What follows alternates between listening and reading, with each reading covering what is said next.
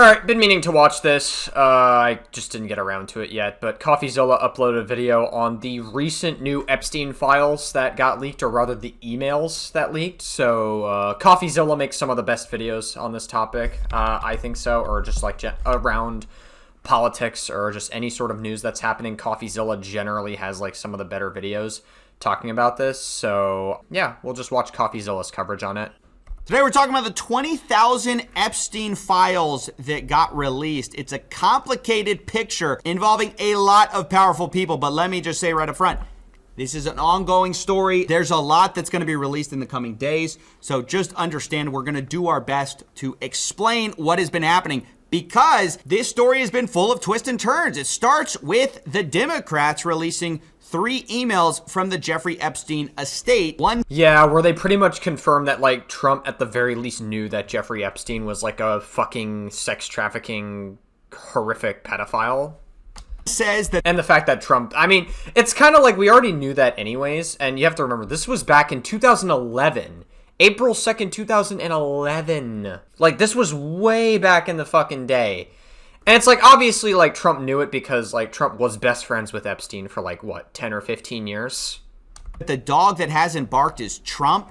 A victim spent hours at my house with him. Another says, the victim, Mar-a-Lago, Trump says he asked me to resign. Never a member ever, Jeffrey Epstein. Of course, he knew about the girls.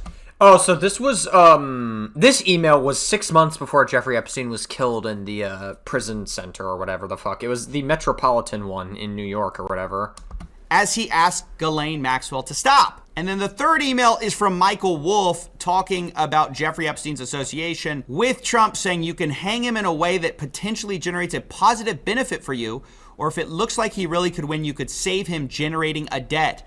Basically implying the idea that Epstein would have some kind of compromising information on Trump. But that was just the start of it, because then after that, the GOP came out. So it's basically one of those things where if Jeffrey Epstein ever decided to go down, he would take Trump with him. But I guess he died before he could get that information out. And obviously, no one fucking believes that Jeffrey Epstein killed himself. No one fucking believes that. Like, obviously, like, people, that was like a huge thing back in the day. And it's really funny to see all this Epstein stuff resurface this year because of a tweet that Elon Musk decided to make. Swing, and they said Democrats whine about releasing the files, but they only cherry pick when they have them to generate clickbait. You deserve the full truth. And then they released over 20,000 files. Some of it had to do with Trump, some of it didn't. Importantly, 2 of the emails that were in there were some of the ones that the Democrats released, except they were unredacted in the GOP copy. Interesting. I wonder, like, you know, like, we've been seeing it the past few days, but the narrative has really been shifting for conservatives. And also, it's worth noting that, like, conservatives have been infighting a lot more lately, because right now the narrative is very dominant for conservatives. It's like, that's where the pendulum is at. And so it's like, because the pendulum is there, there's not really a lot of pressure to stick with each other. And so there's been a lot more infighting on the right lately. And so I'm wondering if the narrative is going to shift, where, like, they're gonna believe that, like, the Democrats, because the Democrats originally, like, leaked this, right? And I wonder if the narrative is gonna be like, oh, they were waiting to release this on Trump. They were using this as ammunition for Trump, and then they were gonna be like, oh, so he's not actually, like, guilty or whatever. I wonder if that's gonna be, like, the new, like, weird copium narrative. And these lack of redactions are obviously very intentional. So we see first, I want you to realize the dog that hasn't barked is Trump. And then it says, Virginia spent hours at my house with him. Now, that name is really important because it's Virginia Giuffre. She was the Prince Andrew accuser, but importantly, she did not accuse Trump, rather saying that he couldn't have been friendlier.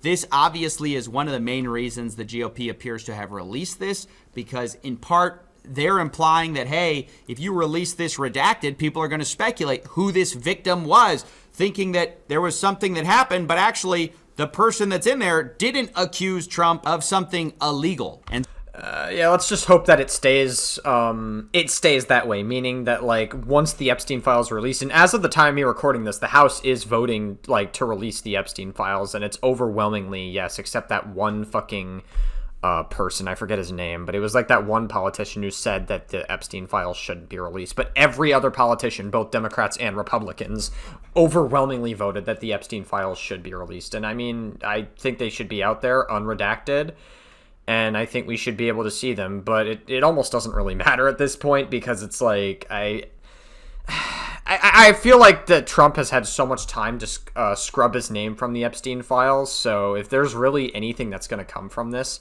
it's going to be some kind of a whistleblower. So this is sort of the implication here, with the Democrats saying, well, you're unredacting a victim's name. So that's been the battle there. Specifically, the second email, by the way, just further confirms it. It says blank worked at Mar-a-Lago. She was one of the ones that accused Prince Andrew. In the Democrat copy, all of that was redacted because, of course, it gives away the fact that we are talking about, once again, Virginia Giuffre. Also, yep, and then there's Ghislaine Maxwell in the photo, which immediately ties to Jeffrey Epstein. So that checks out. In these emails released by the Republicans, it says, blank worked at Mar-a-Lago. Trump knew of it, came to my house many times. He never got a massage. That's straight from Jeffrey Epstein clearing him of a massage, which obviously is the one person you most don't want to get a massage from. So, not unless you want to have the rest of your life traumatized forever. Honestly, that is good for him, which is obviously why they released it. Begging the question why they didn't release it sooner. Maybe it's because they didn't want people to know that Trump knew about the girl. I also think there's something that needs to be said about the fact that even after Jeffrey Epstein is dead, people are still willing to just like go to bat for him, even like in the grave. Like it's been like this huge thing, and one of the biggest reasons why is because Trump is on the files. I mean, Trump literally ran his entire president campaign or whatever. One of the biggest things he said was that he would release the Epstein files.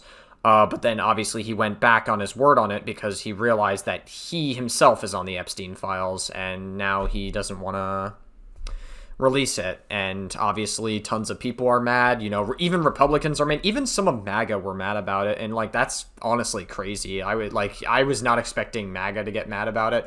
Obviously there's going to be some people in MAGA that are still coping about it, being like, oh, but it's fake. And then you could be like Asmongold, where Asmongold's like, there's a chance that some of it could be fake, but Asmongold is fucking extremely brain broken, and I don't know why anyone ever takes him seriously whatsoever. But yeah.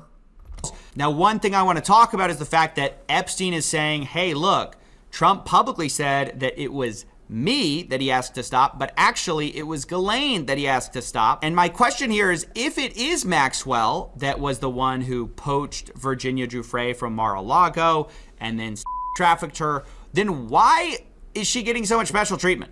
I mean, that is the part where the Republicans... I mean, I'm pretty sure... I didn't watch the entire deposition from Ghislaine Maxwell recently, but I'm pretty sure Ghislaine Maxwell lied in it, right? Don't quote me on that, because I haven't watched it myself, so I'm not going to say that as, like, a definitive fact, but I'm pretty sure, like, she lied. I mean, I really wouldn't doubt it, personally. I mean, she was involved in one of the biggest fucking sex trafficking scandals, like, almost ever.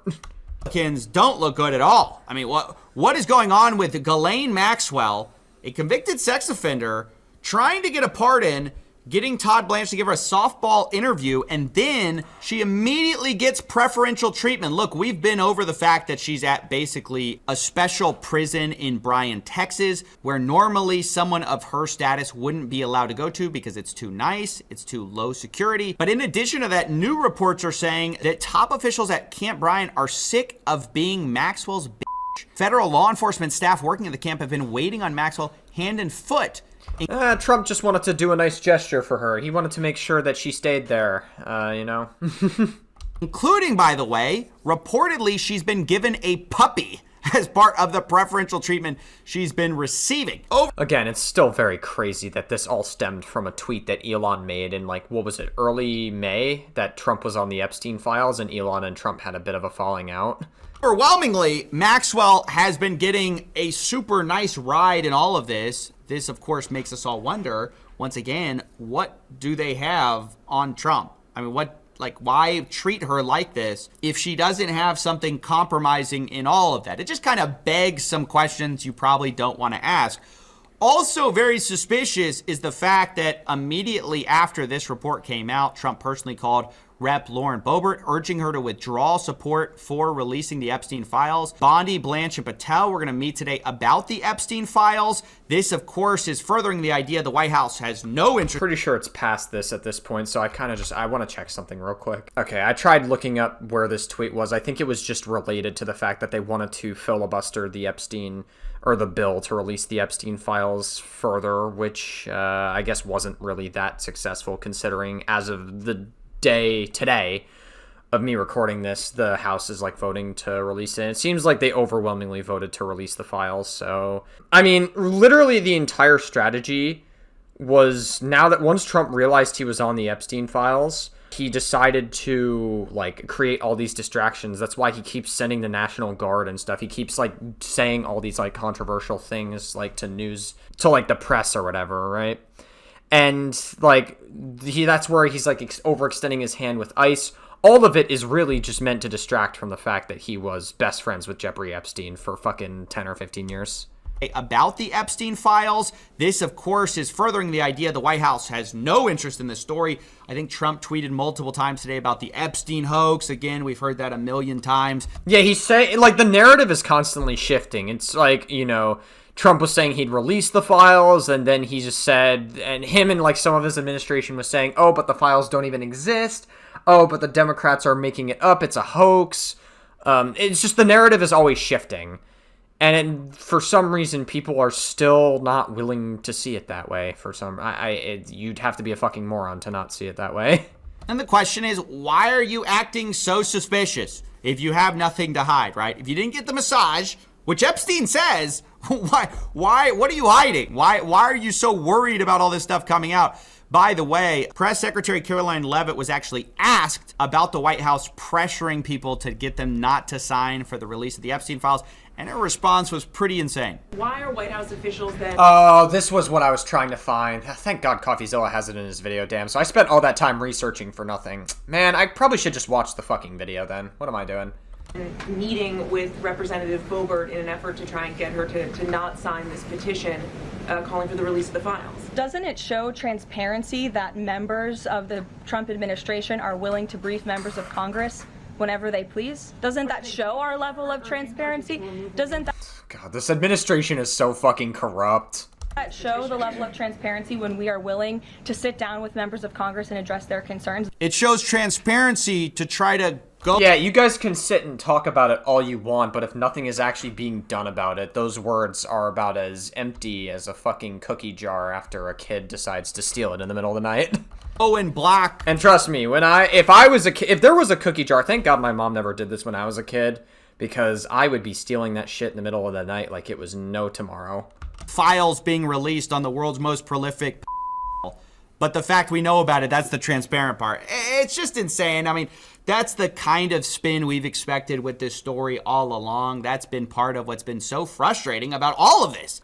So look, I want to get back to this story because there's so many people involved here. We're just going to go through one by one. I mean, look, it's a lot more than just Trump. I mean, it makes sense that Hillary Clinton has some tie to it because Bill Clinton at some point... Like, listen, I don't care if Bill Clinton is on the Epstein files as well. Fucking release it as well. That makes Bill Clinton, like, bad as well. Like, if Bill Clinton wound up doing shit in the... And I wouldn't doubt it because Bill Clinton hung around Epstein as well. So if Bill Clinton wound up doing some shit, I wouldn't doubt it as well. My question is, why the fuck did Hillary decide to, like, get involved in this? I mean, obviously because they're married, but it's like you would think that if your husband was involved in some weird-ass fucking shit, you would say something about it. I don't know, man. Maybe it was like an optics play. Oh, yeah, because it's 2016. She was running she was running for president. Okay, I guess that does make sense, because it would probably be like more of an optics thing. All right, fair enough, I guess. Like, one person that got kind of a weird stray in all of this was the fact that Epstein talked... Oh, God. Michael Wolff is such a bad character in this as well. It seems like Michael Wolff is, like, doing everything he can to cover this up, too. About Hillary doing naughties with Vince. Vince being Vince Foster, a White House counsel. There was a rumor about Clinton and Vince having some kind of affair, and then later Vince was found... sleeping your way to the top. Incredible. Found dead of suicide. And this is where we see Jeffrey Epstein and Michael Wolff's kind of symbiotic relationship.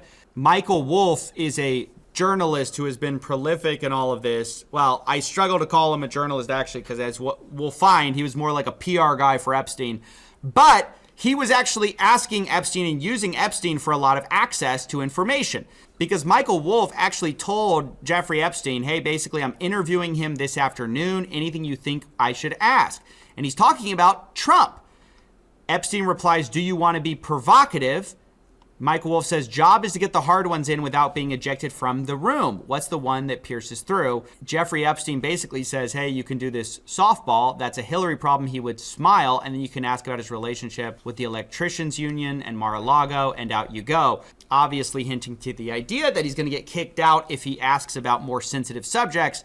Michael Wolff asks about, hey, what's up with Foster? And then he describes what that's all about. And this brings us to Michael Wolff, who I want to spend a little bit of... Yeah, that checks out. This guy, just to be clear, and I'm not trying to be that guy, but this guy definitely looks like the kind of person who would run defense for pedophilia, just to be clear. I'm not trying to be that guy, but it's like... It definitely, like, you look at the image and be like, oh yeah, he was involved in some of the Jeffrey Epstein scandals to some capacity. Yeah, that checks out. That checks out. He may not have actually trafficked anybody, potentially, but he did run a lot of PR for Epstein, which makes him guilty by association. Here on, although some of you may not know as much about him, you may be less interested in him. I think he's one of sort of the worst looking people in all of this. Actually, after quite literally. reading these emails, he may be the most disgusting person that comes out of that, and that's saying a lot given what's in here. But I want to just show you this because actually the Democrats initially released was this idea was that Michael Wolff and Epstein were basically planning how to respond to Epstein being brought up in the context of Trump. Michael Wolff says, I hear CNN is planning to ask Trump about his relationship with you, either on air or in Scrum afterwards. Epstein says, if we were able to craft it... Yeah, because Trump was still running his, campaign during his, first term or whatever. This was before his first term, before he inevitably won in 2016, because, the only reason... Trump is fucking incompetent, right? He's beaten 2 women in elections, but he lost to a fucking senile old man. Let's... When you really put that into perspective... come on. An answer for him, what do you think it should be? That being interesting because it's wait, were they in touch with Trump at this time? Because Trump denied being in contact with Epstein basically since early 2000s. But anyway, if he says he hasn't been on the plane or to the house, then that gives you valuable PR or political currency. You can hang him in a way that generates a positive benefit for you. Or if it really looks like he could win, you could save him generating a debt. Of course, it is possible that when asked, he'll say Jeffrey's a good guy that's gotten a raw deal and is victim of political correctness, which is to be outlawed in the Trump regime. Now, if it doesn't sound like PR, it might be sounding like blackmail to you. It's kind of a little bit of both. Michael Wolff... yeah, I wouldn't doubt it's both. ...is basically conspiring to generate a debt for Jeffrey Epstein from Trump, who is about to become the most powerful person on the planet. Yeah, pretty much their idea is that they don't want this to blow up in their face, and they know that Trump was heavily involved in it to some capacity, and so they're just doing it in the event that it gets out there or something. And obviously Michael Wolff from these leaked emails looks extremely bad. Not only that, but it just makes you wonder. I did a little bit of research on Michael Wolff. Michael Wolff is married and has 5 kids. So you as a father, knowing that Jeffrey Epstein to some capacity was involved in some sex trafficking pedophilia operation as a father and a married man is almost extra disappointing. It makes it that actually just makes it worse. It's bad either way, but you should understand how terrible that is. So that's really bizarre because Michael Wolff has positioned himself as sort of this truth teller about Jeffrey Epstein and he's got all these tapes that he's gonna release showing how close Trump and Epstein were, but it's no, behind the scenes he was really trying to give himself an out on this. Behind the scenes he was actually kind of running PR for Epstein, which is sort of the worst thing you could have ever done. This is in 2016. I'd say it is. Michael Wolff is talking to Epstein about a Patterson book, which later becomes the James Patterson Filthy Rich book. He says basically that would present some time issues if it was released too early. You would not be able to do a competing book or documentary before then. That's not to say it shouldn't be pursued. In a sense, better to know what Patterson's position is and a year from now be able to counter it. In 2016, he's playing PR, I'm going to fix your reputation, Jeffrey Epstein. He then says, that being said, if you need an immediate counter to the book, I believe Trump offers an ideal opportunity. It's a chance to make the story about something other than you while at the same time letting you frame your own story. So this is pretty much Michael Wolff admitting that they could do a distraction to some capacity, which is the strategy that Trump has been trying to do this entire time to distract from the fact that he was best friends with the world's most notorious fucking pedophile ever. So I just feel like this this is actually like fucking crazy. And they're trying to like expedite a House vote to release the files. But again, it's almost like, I almost feel sad saying it, because by the time the House votes to release all the files, it's almost, I'm worried it's not going to matter, because Trump has had so much time to scrub all of his, like, any mention of his name in the files whatsoever. And so realistically, the only way that it gets, like, to a really, really big level, I mean, it's not that it's already big as is, but like the moment it gets to something concrete, we would need like a huge whistleblower or something, because this is fucking crazy. Also, and you already know that the narrative is going to shift with MAGA. I mean, you already had like what, Megyn Kelly or whatever from Fox News or something saying that like, oh, it's not bad if you go for 15-year-olds. He was only doing it to 15-year-olds as like a man in his 40s or 50s. 15-year-olds, that's not that bad. Oh, great job, you know. Thank God Trump didn't technically, I guess, hit the somebody under 13 or something. 15-year-olds are not that bad, I guess. That's what Megyn Kelly was literally saying. Wow, great job. Thanks. It's very... I find it so interesting that, like, MAGA or conservatives literally have a moral meltdown when kids watch, like, drag shows, or like they feel like they weren't born in the right body, and they run this narrative that they're getting groomed into these ideas. But now suddenly when the person that they voted for and that they're guzzling for turns out to be a fucking predator who was heavily involved with Epstein, suddenly now they're running the narrative that pedophilia or a huge level of predatory behavior is acceptable, I guess. And so you really see how inauthentic their narrative is, and how the narrative just really shifts with them. Becoming an anti-Trump voice gives you a certain political cover, which you decidedly don't have now. And so again, we get the idea of him kind of scheming to get Epstein cover, which is so bad. That is extremely bad. I mean, obviously from like Epstein and Michael Wolff's perspective, they're not going to want to break that friendship with Trump, because then that could give Trump ammunition to go, like, I guess, scorched earth. But I don't even know if that would be strong of Trump to do. Like, I don't think that would even be, like, a smart idea, because Trump himself is also involved heavily with the fucking victims of Epstein. And so I just wonder, like, I guess they were worried that Epstein could have gone down too, and they just couldn't risk it. So they just, like, had, like, an escape plan, I guess, ready for it that wound up never working out. Because now Michael Wolff is like, oh, we're the guy exposing Trump's connections to Epstein. It's like, buddy, what are your connections to Epstein? Then we have later them discussing a lawsuit against Epstein and Donald Trump, with a woman claiming that she was raped. Michael Wolff responds, well, I guess if there's... To be honest, I wouldn't doubt it. I mean, I think to this day it's unproven. I'm also going to play this back. I think the rape, I believe it's unproven, but I honestly wouldn't doubt it, given that Trump made comments of saying, like, grab her by the pussy back in 2005. Like, he made those comments, and he's, like, definitely... I don't think Trump strikes me as the kind of person who cares about women's boundaries, just to be clear. Trump, with a woman claiming that she was raped. Michael Wolff responds, well, I guess if there's anyone who can wave this away, it's Donald. Let me know if there's anything I can do. Again, let me know if there's anything I can do to help with this narrative. Oh my fucking God. It's crazy that there's so many fucking people that were involved in this operation. And why are you trying to do something for a man accused of these things? It really seems like Michael Wolff was kind of running cover here. Now, I also want to talk about the Prince Andrew Trump scandal that appears to have been brewing here, or at least is implied in the emails. He's from the UK. Typical, man. Fucking typical. Bro, in the UK, I swear to God, they're more degenerate than we are. Like, you have people like fucking Russell Brand, who's sleeping with a 16-year-old while he's in his 40s, and then he uses the excuse, well, it's legal. It's legal. Oh my God.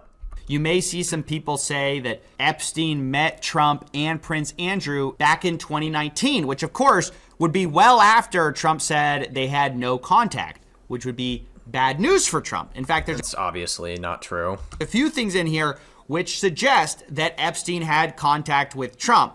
Of course, we don't know for sure. I'll just present you the evidence we do have. So this was literally a month before Jeffrey Epstein was killed in prison. back in 2019, June 3rd. They're talking about London real estate, about how financials are going to leave.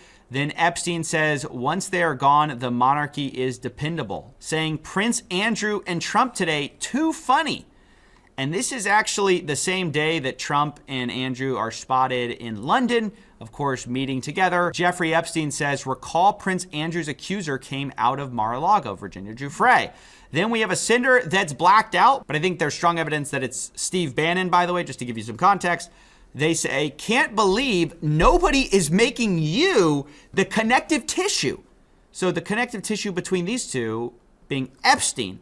And then Epstein replies, F&B only. Now later, Jeffrey Epstein says, report from London. Donald now thinks he's king. Ivanka a princess. He doesn't need advisors. Bannon says, yep, London trip not good. He had a gleam in his eye. Of course, this hinting at the idea that Epstein was there. He got a report from London. If he's talking about Prince Andrew and Trump, or that's how people are coming to that conclusion, at least. And then we have the thread that makes us know this is Steve Bannon, which is he gives a link where it says Steve Bannon believes Trump obstructed justice. Michael Wolff says, he says BBC crushed him. He should give it up. The book is going to... I mean, he could be obstructing justice right now with, like, scrubbing his name from all the files. And now, like, that's the only reason Trump is okay with releasing it now and he wasn't releasing it back then. That's the only, like, realistic thing that makes sense to me, is that he was so reluctant to release the files earlier this year when he promised that he would. And now, like, only recently said, okay, yeah, we should release the files. We should do that just to prove that I have nothing to hide, even though he's had all this time to scrub any incriminating evidence on him. Be a stiff.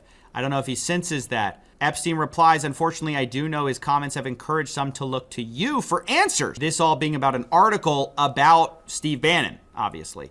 And then Steve Bannon says, Burke says, I have zero to worry about. Now, if you don't know who Burke is, he's a lawyer who previously defended Steve Bannon. Epstein then replies, good but unnecessary. Should I call Michael Wolff? Bannon says, what are you going to say to him? He's a wild animal caught in a trap. Epstein says, catch his breath. Bannon says, tell him to lay off me. It's both not working and not helping. Okay. Done. Again, this is all in the context of Michael Wolff talking about Steve Bannon, and then he says, hey, tell him to back off. This is furthering the idea that Epstein, Bannon, Michael Wolff, they all had a close relationship, which is mostly public knowledge, but we see exactly how close. Now, yeah, I mean, like, I don't think anyone was under the impression that it was, like, this fucking bad, that they were literally, like, trying to run cover for Epstein. Mainly Michael Wolff back in 2016.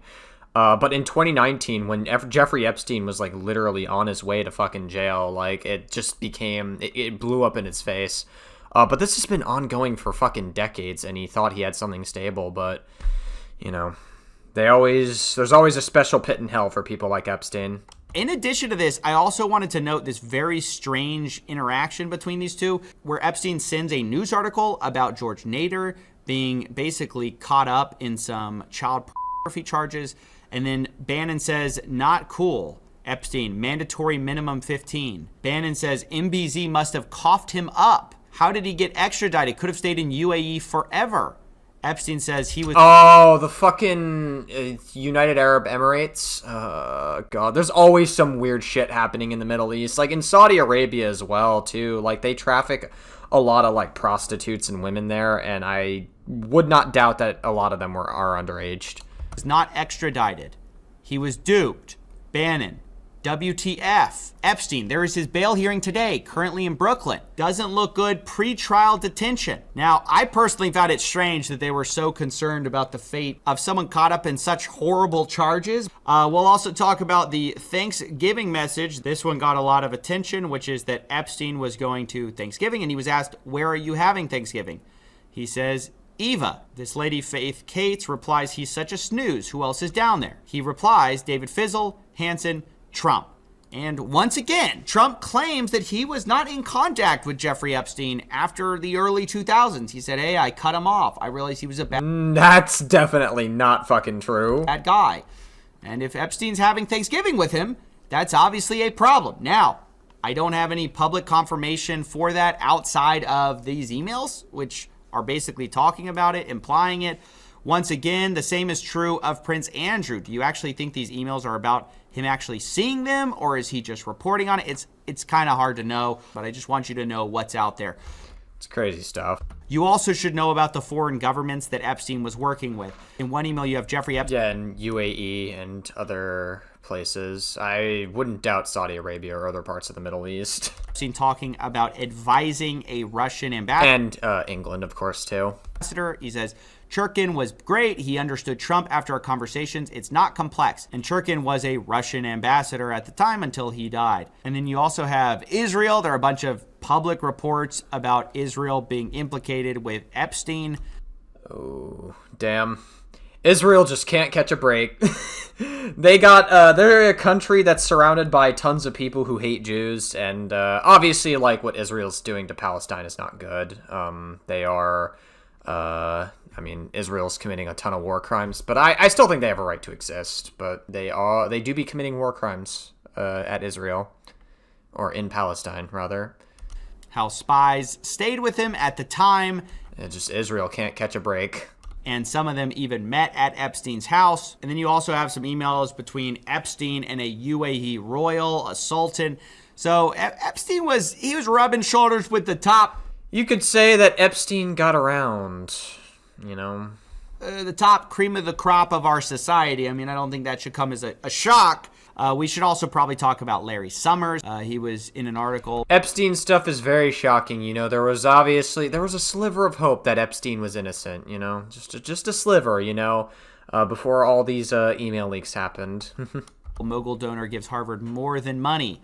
And then he is in emails with Larry Summers, where Epstein tells him, when we meet, I will endeavor to mesmerize you with stories of DC. Mesmerize you with stories of DC and my island. Oh my gosh. DC. So wild.